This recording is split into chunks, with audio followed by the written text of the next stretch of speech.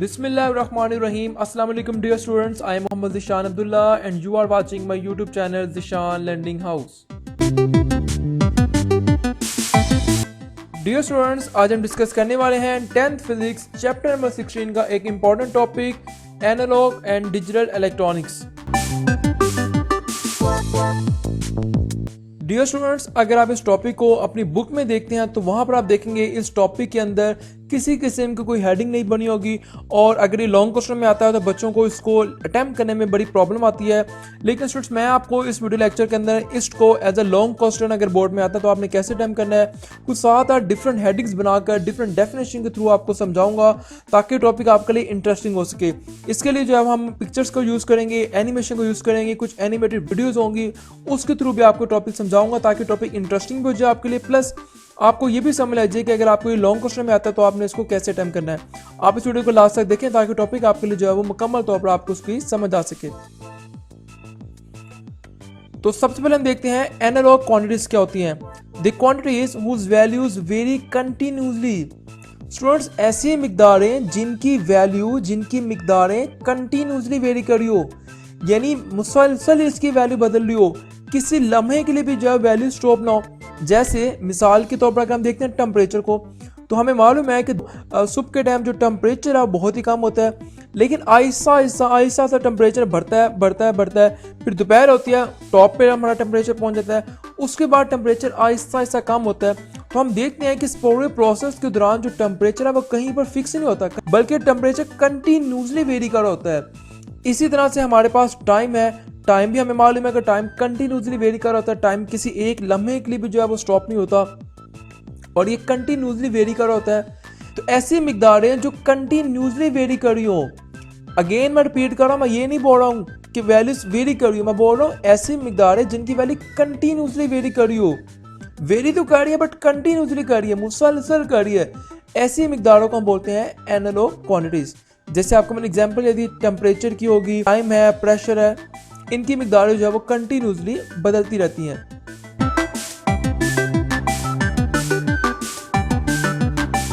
Analogue electronics.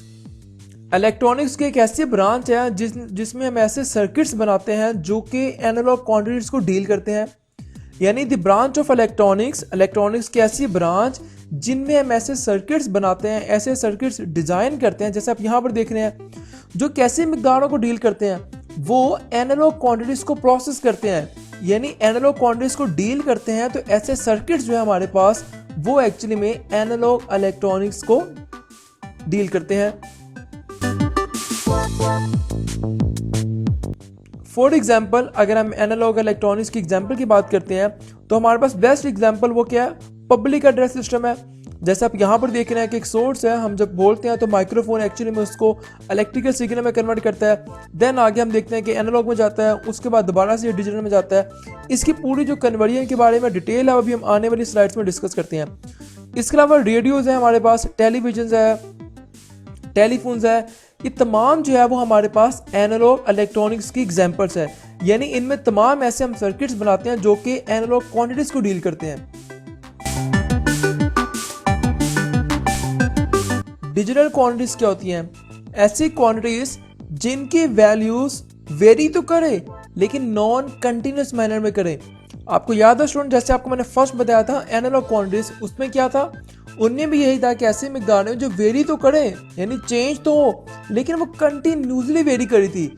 यहाँ पर जो वेरिएशन हम देख रहे हैं ये ऐसी मिकदारें जो वेरी तो करे लेकिन नॉन कंटिन्यूस मैनर में करे। जैसे आप इस पिक्चर में देखें, स्टार्ट से वैल्यूज वेरी नहीं कर रही, यहाँ से लेके यहाँ तक एक जैसी मिकदार है, उसके बाद वेरिएशन आ रही है लेकिन काफ़ी देर तक वही वेरिएशन आ रही है, फिर दोबारा वेरिएशन तो आ रही है लेकिन एक कंटिन्यूस मैनर में नहीं आ रही बल्कि नॉन कंटिन्यूस मैनर में आ रही है। ऐसे मिकदारों को हम बोलते हैं डिजिटल क्वांटिटीज। और डिजिटल क्वांटिटीज को हम जो है बाइनरी फॉर्म में लिखते हैं, यानी डिजिट्स की फॉर्म में लिखते हैं। जैसे आप यहाँ पर देख रहे हैं 0-1 की फॉर्म लिखते हैं।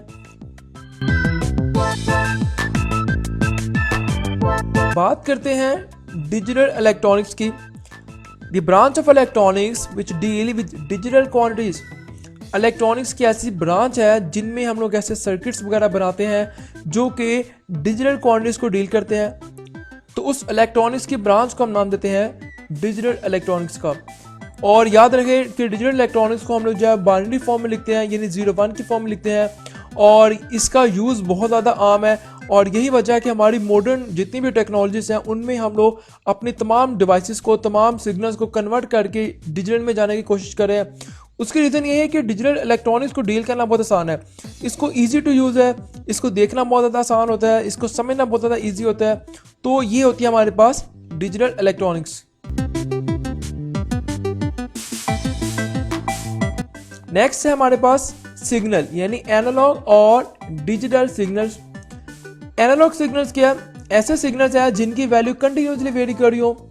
जैसे आप इस डायग्राम में देख रहे हैं, ए वाली फिगर में आप देखें तो ये हमारे पास जो है वो अल्टरनेटिंग वोल्टेज का एक साइनोसॉइडल कर्व है, जिसे हम एसी करंट भी कह सकते हैं, अल्टरनेटिंग करंट कहते हैं एक्चुअली में। और इसका जो ग्राफ बनता है वो साइनोसॉइडल बनता है, यानी साइन वेव बनता है। तो ये जो आप ए वाली फिगर देख रहे हैं, ये वाली, इनमें अगर आप देखें तो स्टार्ट में लेट से ये वैल्यू है, लेट से वोल्टेज की वैल्यू है। उसके बाद देखिए वोल्टेज की वैल्यू बढ़ रही है, ऊपर जा रहे हैं ना, फिर वोल्टेज की वैल्यू इंक्रीज करिए, इंक्रीज करिए, इंक्रीज करिए, इंक्रीज करिए, टॉप पर आ गया, पीक वैल्यू है, देन दोबारा कम हो रही है। तो आप देख रहे हैं यहाँ पे वैल्यू कंटिन्यूसली वेरी कर रही है, फिर माइनस में आ गया। किसी भी लम्हे के अंदर आप देखेंगे नहीं कि वैल्यू जो है वो कांस्टेंट है, बल्कि कंटिन्यूसली वैल्यू वेरी कर रही है। तो ये जो सिग्नल आप ए वाले डायग्राम देख रहे हैं, ये एक्चुअली में एनालॉग सिग्नल की एग्जांपल है।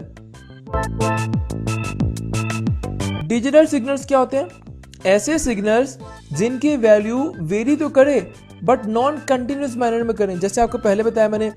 और इनमें सिर्फ दो ही डिस्क्रीट वैल्यूज होती हैं, यानी अगर आप इस बी वाली फिगर में देखें, ए वाली फिगर तो एनालॉग सिग्नल की एग्जांपल है, जो कि हमारे पास एसी यानी अल्टरनेटिंग करंट है या अल्टरनेटिंग वोल्टेज की है।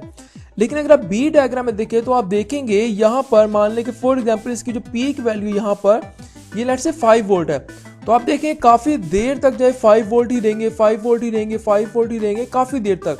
उसके बाद एकदम से जो है वोल्टेज चेंज होंगे और 0 पे आ जाएंगे। देन दोबारा देखेंगे तो ये देखिए 5 दोबारा से आ गया, टॉप वैल्यू 5 है, फिर दोबारा से 0 है, फिर 5 है। तो आप देख रहे हैं कि ऐसी सिग्नल जिनमें सिर्फ 2 डिस्क्रीट वैल्यूज होती हैं, 2 वैल्यू जो फिक्स है यही रहेंगी। जैसे 5 वोल्ट और 0 वोल्ट है तो 5 वोल्ट 0 वोल्ट ही रहेंगे। 5 वोल्ट मैंने एग्जांपल लिया है, तो आप देख रहे हैं ये 5 वोल्ट टॉप की वैल्यू है, 5 वोल्ट है, 5 वोल्ट है, लास्ट में 5 वोल्ट है, यहाँ पर 0 वोल्ट है। तो ऐसे सिग्नल को हम बोलते हैं डिजिटल सिग्नल्स। अगर हम बात करते हैं इनकी एप्लीकेशंस की, तो हमारे पास जो मॉडर्न टेलीफोन सिस्टम है या रडार सिस्टम है, इसके अलावा सिक्योरिटी पर्पस के अंदर जैसे मिलिट्री इंपॉर्टेंस है, वहाँ पर हम इन डिवाइसेस को इस्तेमाल करते हैं, जो कि हमारे पास एनालॉग इलेक्ट्रॉनिक्स पे भी वर्क करती है, इसके अलावा डिजिटल पे भी करती है। इनमें क्या कौन सी जो है मिकदार है, ये भी हम आगे जाकर डिफरेंशिएट करते हैं इनमें।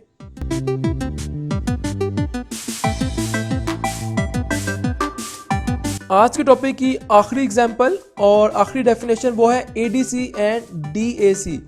एडीसी स्टैंड फॉर क्या है?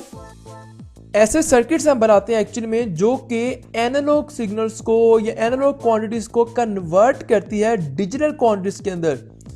तो आप नाम से देखें तो A D stand for analogue to digital converter, यानी एक ऐसा सर्किट हम बनाते हैं जो कि कन्वर्ट करता है, कन्वर्टर है ना, तो कन्वर्ट करता है कैसे सिग्नल्स को, एनालॉग सिग्नल्स को ये डिजिटल सिग्नल्स में कन्वर्ट करता है। तो उस सर्किट्स को बोलते हैं ADC, a special circuit that has been designed which converts analog signal into a digital signal in the form of digits। क्योंकि डिजिटल में कन्वर्ट करेगा तो हमारे पास जो आंसर आएगा वो एक डिस्क्रीट सेट्स आएंगे, जैसा आप यहां पर देख रहे हैं। एनालॉग सिग्नल दे रहे हैं हम लोग और आगे एक डिवाइस लगी हुई है, एक सर्किट लगा हुआ है जिसको हम ADC कह रहे हैं, और ये इस एनालॉग सिग्नल को कन्वर्ट करके हमारे पास जो है वो डिजिटल सिग्नल में कन्वर्ट कर रहा है। अच्छा, DAC क्या है? नाम से चीज आपको क्लियर हो जाएगी, डिजिटल टू एनालॉग कन्वर्टर, यानी D stand for digital, A stand for analogue, C stand for converter. यानी एक ऐसे सर्किट्स है, एक ऐसा सर्किट है जो एक्चुअली में डिजिटल सिग्नल को कन्वर्ट करता है एनालॉग सिग्नल के अंदर। यानी इसका रिवर्स आप कर लें।